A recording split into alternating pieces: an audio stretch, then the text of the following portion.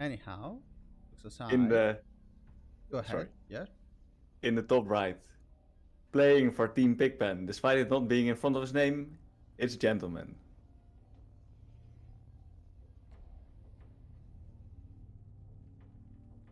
And in the bottom left of Royal Blood, we have in pink the Zerg player, formerly a Protoss player. It is SRL. Playing for Team Nocap. And Oh it's in yeah, front of sorry. his name. It's in front of his name. I always forget Contrary to to the opponent. No, introduce it's fine. the clan. SRL immediately going for the third base location because Yeah. he knows he would have been blocked. Doesn't skip a beat. There's no beat to be skipped. He already knew what was going to happen and already planned accordingly. I really love that. Yeah, it's like this is how far the meta has evolved. Like players know what the opponent's going to do, they adjust. And at some point, like at the start, like 3 years ago, when Protoss players started blocking the hatchery at the natural, there still was a little bit of a dance. Yeah. But now it happens so often, they just stop the dance, they skip the dance, go to the third, and make the third. So Ezreal completely accustomed to that, with the perfect early game. At one point, we will see Protoss not even trying to block the hatchery anymore, and just And still getting the still getting the third yeah. third first. That's true, except you see the probe with your drone if you walk to the third. That is So if true. you don't see it, if you don't see the probe, you can go back.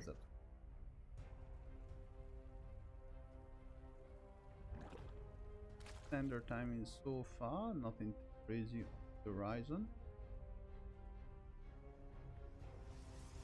As a Protoss, one must really love this map simply because you can high tech better than on the other map.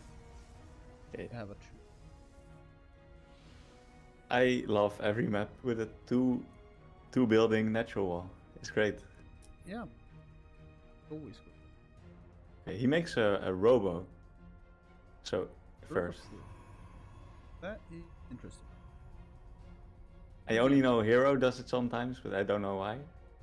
Like normally all the builds start with Twilight, so you can get either Charge or Glaives or Blink quick.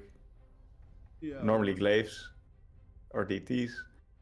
But now it's a robo first, yeah. So maybe he wants to make like 2 Immortals and then lots of Zealots or something. Some crazy all-in. I'm feeling it, a crazy all-in. It could be also a some sort of like double immortal drop. Somebody tried to do it. It doesn't really deal too much damage, but it's very annoying for the now. Or it could be Quick Disruptor. Could be a disruptor drop of some sort, but we don't have any follow-up tech, no so far, so we have no idea of telling, no way of telling. Observer first. You know, this is intelligent because StarCraft is a game of information, and the more you know about what your opponent is doing, the more you know what you should be doing. So, observer first. A PigPan special. Beautiful. Alright, so Immortal immediately after. He's still confused about this build, but I will see the Djentleman go through it and do something with it. I'm sure of it.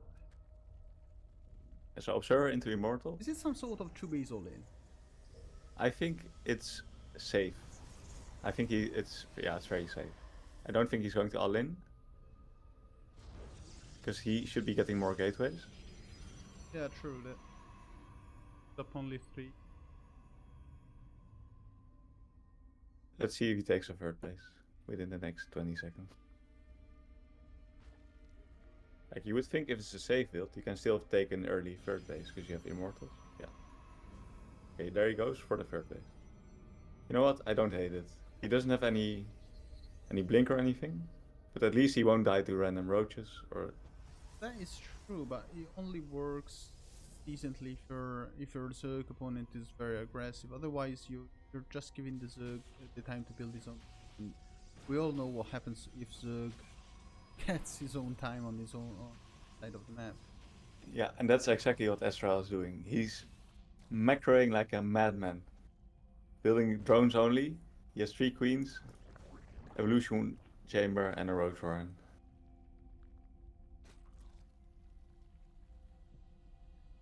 Getting a lair behind it.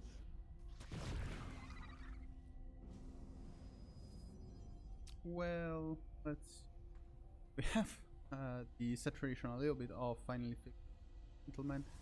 Good job at that. We finally have a Twilight Council, some, I would say, better tech. Charge is being researched. That can only signal a charge Yeah, with Immortals. yeah, it could be an attack. We still need a War Prism for that to work, but I think for now the Protoss is just macroing up, and Ezreal made 10 random roaches. I thought he might be going for an attack himself, which wouldn't work at all because the Protoss has so many Immortals. yeah. But he stopped at 10 and now goes into a 4th and back into drones. So I'm curious, how many gates does Protoss have? Still, we're still on 3. Let me. It looks like he has 3 gates. Yeah, 3 gates. So I don't think. Lots of shield batteries. I don't Yeah. think you can muster an army fast enough, as you were trying to say that. It looks very passive for now, so he's just playing defensive, getting 2 forages, getting a good army. So I think he just wants his ideal army. I mean, this can work, especially at lower levels. If you manage to build a Zealot Immortal army that's big enough and the Zerg simply cannot contrast it, you can kill the Zerg in one fell swoop. But especially against SRL, who's an off-racer, so he has better understanding of the game than he has of his race. I don't think it's going to work, because he knows that if he's given all the time in the world, he can just macro up and force the engagement to happen on the other side of the map. That means that he'll get so much use of his own economy advantage. But the issue on the other side is that I wanted to say that it's hard for you to spend your money, but it's hard to spend the money for both the players. So I take it back. It's not true. Yeah, both banks are going high. They're going high. They're going high. Hatchery, 5th hatchery going down for SRL, who's also going for a run by. Notices the base and then pulls back, probably trying to time it correctly with the rest of the army. Nice creep spread. Fact.